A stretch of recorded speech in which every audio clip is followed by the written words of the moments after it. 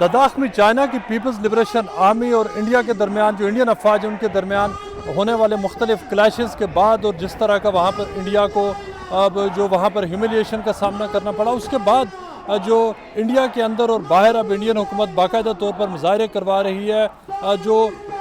वहाँ पर जो मैदान जंग में जहाँ पर जो इंडिया अपने से बड़ा जो उसका हरीफ है चाइना, उसके साथ वहाँ पर तो मुकाबला नहीं कर सका, लेकिन सेंट्रल लंदन में एक मुजाहरे की कॉल दी गई। हमारे पीछे आप देख सकते हैं कि यहाँ पर तकरीबन 50 लोग जमा हुए, लेकिन ये वो सारे लोग हैं, ये दो ग्रुप्स हैं, इसमें जो ईरान के बाद जो डिसिडेंट ग्रुप्स हैं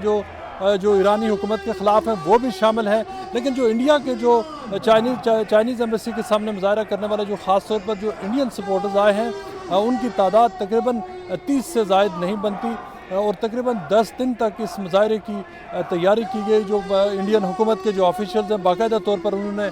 कैंपेन की, उसके लिए फ़ंड रेजिंग की, यहाँ पर फंड्स फराहम किए गए, लेकिन उसके बावजूद आप देख सकते हैं कि बहुत ही कम तादाद में यहाँ पर लोग जमा हुए चाइनीज़ एम्बेसी के सामने। और इस यहाँ पर जमा होने वाले जो मुजाहिरीन हैं उन्होंने जो बैनर्स और पोस्टर्स उठा रखे थे जिसमें उनका कहना था, उनका इल्ज़ाम था कि चाइना के जो तोसीब पसंदाना अज़ाइम हैं ख़ित्ते में और जो उसके एक्सपेंशनिस्ट डिज़ाइन हैं उसको डिफीट करना ज़रूरी है। यहाँ पर जो मुजाहिरीन जमा हुए, ये बहुत ही एक इंटरेस्टिंग बात है कि वो आज यहाँ पर वो कह रहे हैं कि वो चाइना में जो आबाद मुसलमान हैं वो उनके हुकूक़ की बात कर रहे हैं। मुजाहिरीन का कहना है कि वो जो चाइना के अंदर जो उइगर मुस्लिम्स हैं उनके जो वहाँ पर उनके साथ ज़्यादतियाँ हो रही हैं, तिब्बत और हांगकांग के जो लोग हैं उनके साथ चाइना ज़्यादती कर रहा है। लेकिन बहुत ही इंटरेस्टिंग बात है कि ये सारे जो आज जो प्रो बीजेपी जो मुजाहिरीन इकट्ठे हुए हैं, ये वो लोग हैं कि जो आम हालात में जो सपोर्ट करते हैं अपनी हुकूमत को। जब कश्मीरियों के हुकूक़ के वहाँ पर पामाली होती है, जो आर्टिकल 275 को रिवोक किया गया और कश्मीरियों को पिछले एक साल से ज़ायद वहाँ पर जो उनको जो एक प्रिजन कैंप में डाला हुआ, उसके ख़िलाफ़ वो नहीं बोलते बल्कि उसकी वो खुलकर हमायत करते हैं। इसके अलावा जो मुख्तलिफ जो इक़दामात हैं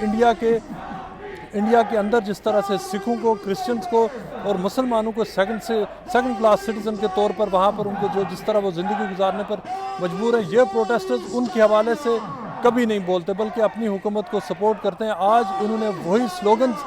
चोरी किए हैं और उन्हीं स्लोगन्स को कि जो महकूम कौमियतें हैं इंडिया के अंदर रहने वाली, जो इंडिया के कब्ज़े में हैं, उनके ख़िलाफ़ अब वही जो नारे हैं वो कॉपी करके जी अब चाइना के ख़िलाफ़ यहाँ पर नारे लगा रहे हैं। एक जहाँ पर जो स्टेज पर जो ईरानियन ओरिजिन जो प्रोटेस्टर्स हैं उनके दरमियान और जो यहाँ पर जो जमा है प्रोटेस्टर्स उनके दरमियान बाकायदा तौर पर क्लैश भी हुआ। और उसकी वजह ये थी कि वो उनके जो एक दूसरे के वो नारे थे वो मुख्तलिफ वो अपने अपने अंदाज में एक ही स्पीकर सिस्टम इस्तेमाल करते हुए वो नारे लगा रहे थे। और फिर मुजाहिरीन वहाँ से वो अलग हुए, जो इंडिया के जो साइड से मुजाहिरीन आए हुए थे और वो चाइनीज़ एम्बेसी के गेट पर खड़े हो गए, लेकिन फिर वहाँ से उनको दोबारा जो ईरानियन एम्बेसडर प्रोटेस्टर्स हैं जो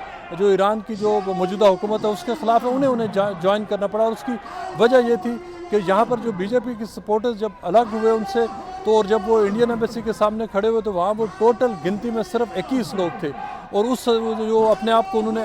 उस हवाले से एक्सपोज किया कि इतनी बड़े हज़ारों पाउंड्स की फंडिंग के बावजूद, इतनी कम तादाद में लोगों का बाहर आना, इंडियन हुकूमत की पूरी कोशिशों के बावजूद, उस चीज़ को छिपाने के लिए वो दोबारा उन्होंने जाकर जो ईरानियन प्रोटेस्टर्स हैं उनके साथ खड़े होकर वो चाइना के ख़िलाफ़ नारे लगा रहे हैं। लेकिन जिस तरह की एक्सपेक्टेशंस थी टर्न आउट की, वो नहीं हुई। और यहाँ पर जो प्रोटेस्टर्स आए हुए हैं जो इंडिया की तरफ से, वो भी इस बात को मानते हैं कि लद्दाख में जो होने वाला क्लैश है उसमें जो इंडिया की जो आर्मी है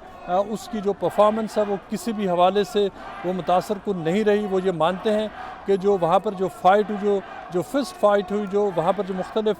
डंडों से और जो मेटल की जो रॉड्स हैं उनसे जो हमले किए गए, उसमें जो बड़ी तादाद पर वो मानते हैं कि जो इंडिया के सोल्जर्स हैं उनको वहाँ पर उनकी इंजरीज हुई, उनकी डेथ्स हुई और उनको वहाँ पर बहुत सारे सोल्जर्स को जो दरिया में वो डूबने से भागते हुए वो मर गए। ये सारी जो फ्रस्ट्रेशन है ये इंडिया में इस वक्त फील हो रही है। और जो प्रोटेस्टर्स हैं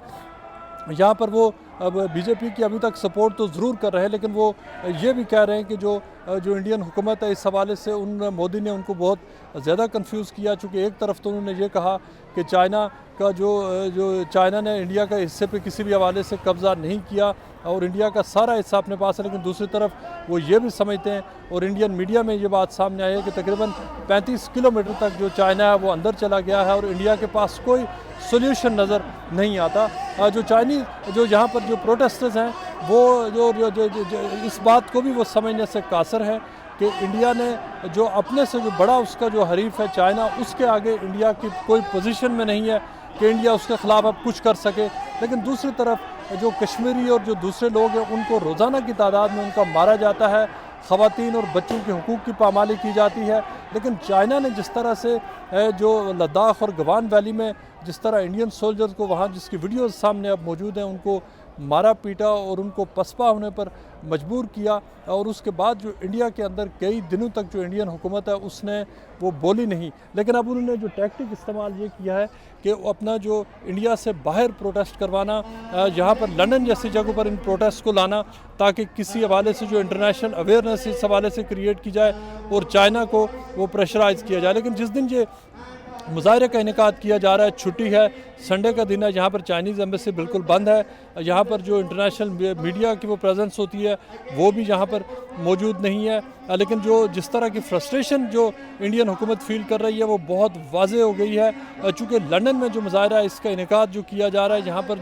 जो इंडियन हुकूमत से लिंक जो ऑर्गेनाइजेशन है, जो बीजेपी की सपोर्ट करने वाली ऑर्गेनाइजेशन है वो इसमें शामिल हैं और ये क्लियर इसका लिंक है इंडियन हुकूमत से। लेकिन उसकी जो इंडियन कम्युनिटी की जो लोग हैं, जो तकरीबन 2 मिलियन से ज़ायद इंडियन कम्युनिटी के लोग इस मुल्क में रहते हैं, उन लोगों ने आप देख सकते हैं कि शिरकत नहीं की। सिर्फ तकरीबन 2 दर्जन तक जो इंडियन कम्युनिटी के लोग जहाँ पर जमा हो सके कई हज़ार पाउंड्स की जो स्पेंडिंग के बाद, ये बजाय ख़ुद एक लम्हा फ़िक्रिया है